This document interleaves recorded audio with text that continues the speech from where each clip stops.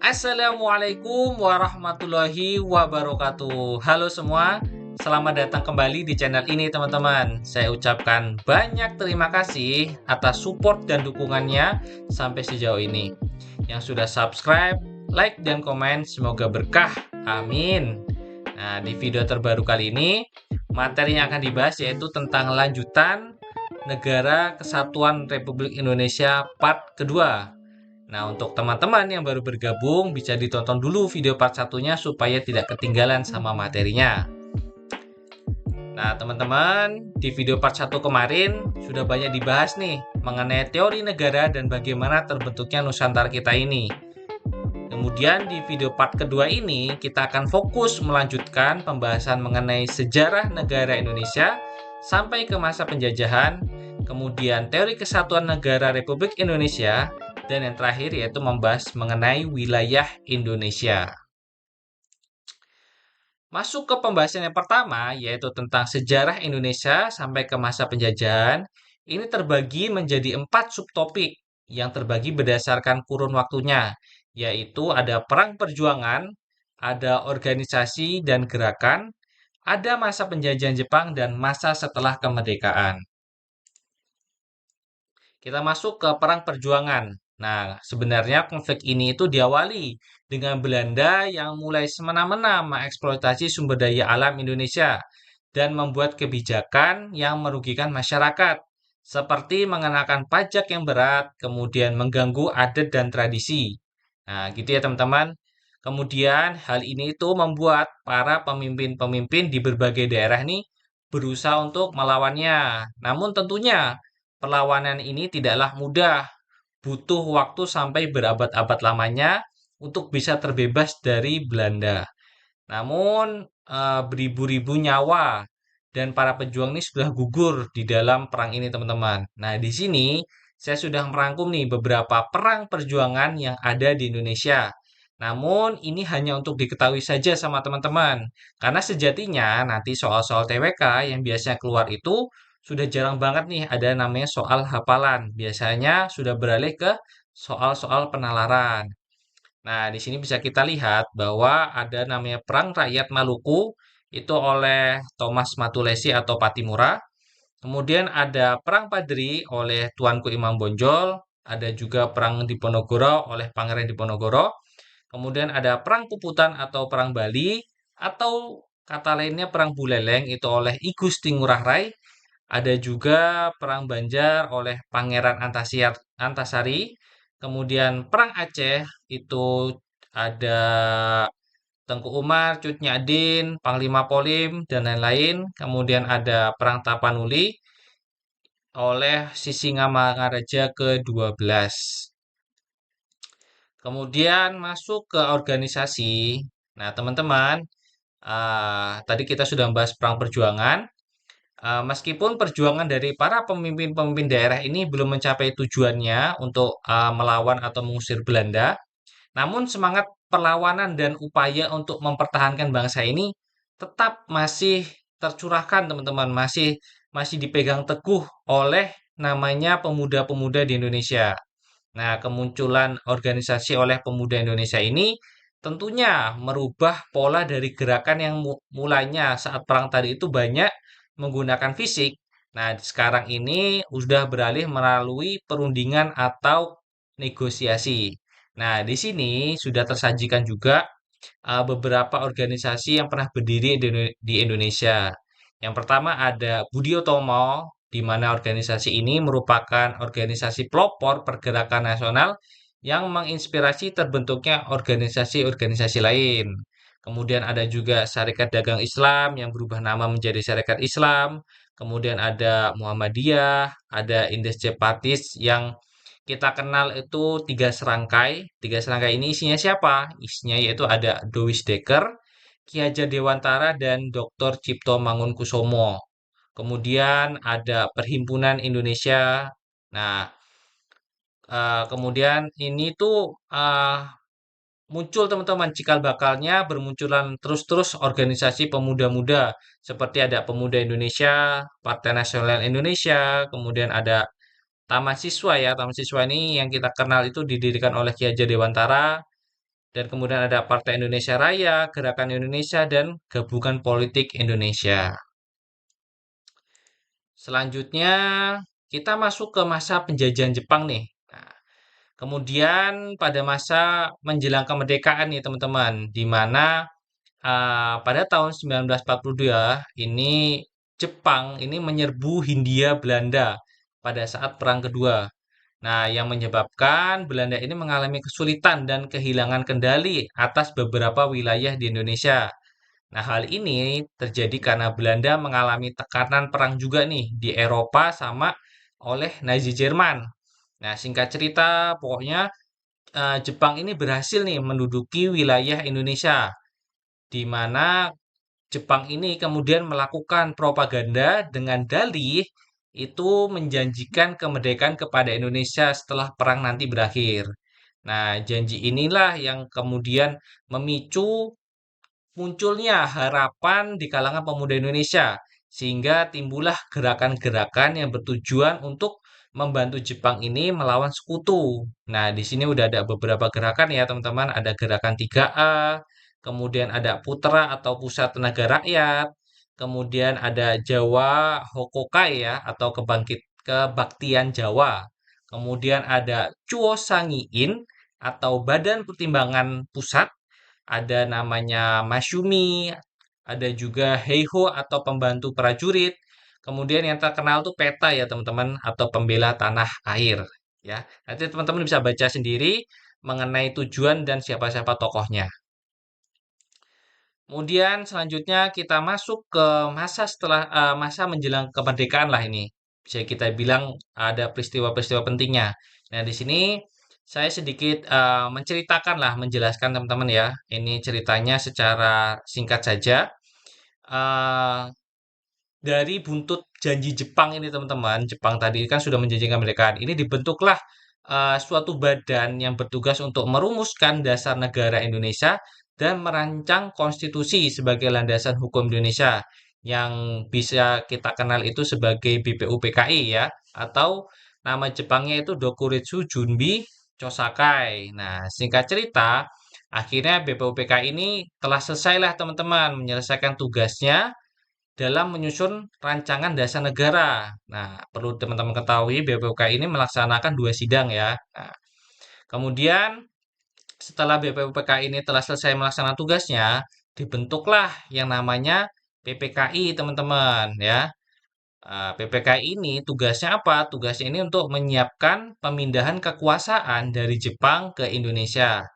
Nah, dikarenakan keadaan Jepang ini yang semakin terdesak ternyata oleh sekutu, akhirnya para tokoh seperti Insinyur Soekarno, Muhammad Hatta, dan Bapak Rajiman ini itu tuh disuruh nih ke Dalat Vietnam untuk dikasih info tentang pemberian kemerdekaan Indonesia. Yang infonya ini bahwa kemerdekaan Indonesia ini diberikan jatuh pada tanggal 24 Agustus. Nah, kemudian berita-berita ini tuh terdengar teman-teman sampai ke golongan pemuda sehingga terjadilah masuklah kita ke peristiwa Rengas Dengklok ya, Rengas Dengklok. Ini peristiwa sudah terkenal teman-teman. Peristiwa Rengas Dengklok ini di mana eh, terjadi ketidaksesuaian antara golongan tua dan golongan pemuda. Nah, peristiwa Rengas Dengklok inilah ini juga mendesak Soekarno Hatta untuk segera memproklamasikan kemerdekaannya, di mana golongan pemuda ini melihat Jepang yang sudah kalah dengan sekutu. Singkat cerita, akhirnya dilaksanakanlah proklamasi kemerdekaan dan serangkaian kegiatannya seperti sidang 1 PPKI dan sidang kedua PPKI di mana ini bertujuan untuk mengesahkan Undang-Undang Dasar dan menetapkan Soekarno-Hatta sebagai presiden dan wakil presiden. Kemudian masuknya peristiwa penting ini eh, dilanjutkan teman-teman. Ternyata perjuangan terhadap Jepang tadi itu tuh nggak berhenti sampai di sini. Perjuangan kemerdekaan Indonesia ini tidak sampai di sini. Masih ternyata pihak Belanda ini yang dulunya menjajah Indonesia ternyata masih belum mengakui nih kemerdekaan Indonesia dan ingin mengambil alih kendali atas Indonesia. Nah, sehingga untuk mencapai kesepakatan itu diadakanlah perundingan namanya perundingan Linggarjati ya, perundingan Linggarjati di mana isinya itu Indonesia akan menjadi bagian dari kerajaan Belanda yang disebut Republik Indonesia Serikat atau RIS. Kemudian menarik seluruh pasukan Belanda dari Indonesia dan Belanda ini hanya mengakui kedaulatan Indonesia atau kekuasaan Indonesia ini hanya sebatas Pulau Jawa, Sumatera, dan Madura. Nah, kemudian karena ada ketidaksepakatan nih antara perselisihan saat perundingan Linggarjati ini ada perselisihan nih antara Belanda dan Indonesia di mana pihak Belanda ini dan pihak Indonesia ini tidak setuju. Ada beberapa oknum lah, beberapa pihak ini tidak setuju terhadap perundingan ini sehingga akhirnya Belanda inilah melancarkan serangan teman-teman yang namanya agresi militer satu untuk menyerang Indonesia. Namun agresi militer ini tentunya mendapatkan kecaman nih dari PBB sehingga diadakanlah perjanjian Renville yang isinya membagi zona, membagi dua zona Indonesia ini menjadi dua zona, yaitu zona Indonesia yang dikuasai oleh Indonesia dan zona Belanda yang dikuasai oleh Belanda. Nah, namun perlu teman-teman ketahui juga bahwa eh, perjanjian Renville ini tidak mencapai kesepakatan, sehingga konflik senjata terus berlanjut dengan Belanda melancarkan agresi militer kedua. Alhasil Belanda ini berhasil menduduki wilayah Yogyakarta yang dulunya di mana Yogyakarta ini merupakan ibu kota Indonesia. Kemudian, nah tentunya dari pihak pihak Indonesia tidak tinggal diam, teman-teman. Hal ini membuat Indonesia ini melancarkan serangan 1 Maret yang dilakukan oleh TNI untuk merebut wilayah Yogyakarta. Dan Soekarno ini memerintahkan Syarifuddin Prawira Negara untuk membentuk pemerintahan darurat di Bukit Tinggi. Dan lagi-lagi teman-teman, agresi militer ini mendapatkan kecaman keras dari pihak PBB. Kemudian dari pihak PBB ini mengusulkan dilaksanakanlah lagi perundingan yang namanya perundingan Romroyan dan dilakukanlah konferensi meja bundar dengan hasil Belanda akhirnya setuju nih untuk mengakui kedaulatan dan kemerdekaan Indonesia yang dulunya Indonesia Serikat ya atau RIS. Nah, gitu ya. Nah, kita masuk ke masa setelah kemerdekaan. Adanya ancaman disintegrasi bangsa. Nah, teman-teman, terdapatlah beberapa ancaman dari pihak kita sendiri nih, pihak bangsa Indonesia sendiri yang ingin melakukan kudeta dan merebut kekuasaan Indonesia. Bisa kita lihat ada beberapa ancaman atau pihak ini seperti PKI Madiun, kemudian D1 TII. D1 TII ini Tentara Islam Indonesia ya. Kemudian adanya peristiwa G30 SPKI, kemudian ada juga PRRI atau Pemerintahan Revolusioner Republik Indonesia. Selanjutnya masuk ke pembahasan teori kesatuan negara Republik Indonesia, di mana teori ini menjelaskan bahwasanya Indonesia ini merupakan negara kesatuan yang dijelaskan dalam pasal 1 ayat 1 Undang-Undang Dasar 1945. Kemudian juga teori ini juga menekankan bahwasanya dasar negara ini, teman-teman yang kita lihat yaitu Undang-Undang Dasar Negara Republik Indonesia ini sifatnya fleksibel.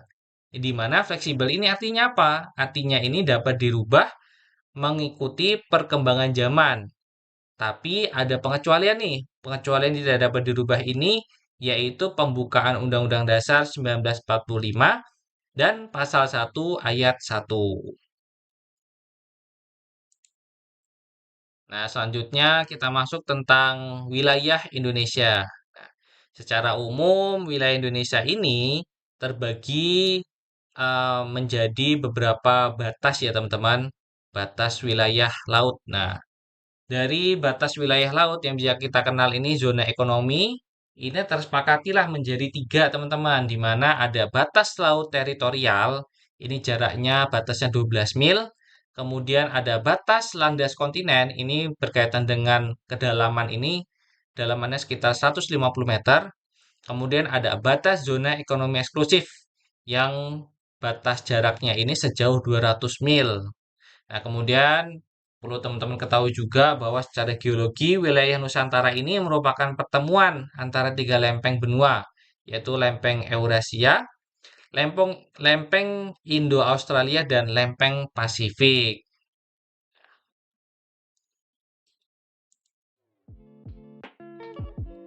Nah, jadi itu ya teman-teman materinya terkait NKRI. Jadi teman-teman bisa ditonton juga video part satunya dan kemudian disusul sama video part kedua ini. Nah, untuk next video selanjutnya nih, kita akan bahas soal-soal yang berkaitan dengan topik NKRI. Jadi, jangan kemana-mana. Jadi tetap pantau dan ikuti terus channel ini teman-teman. Saya pamit undur diri.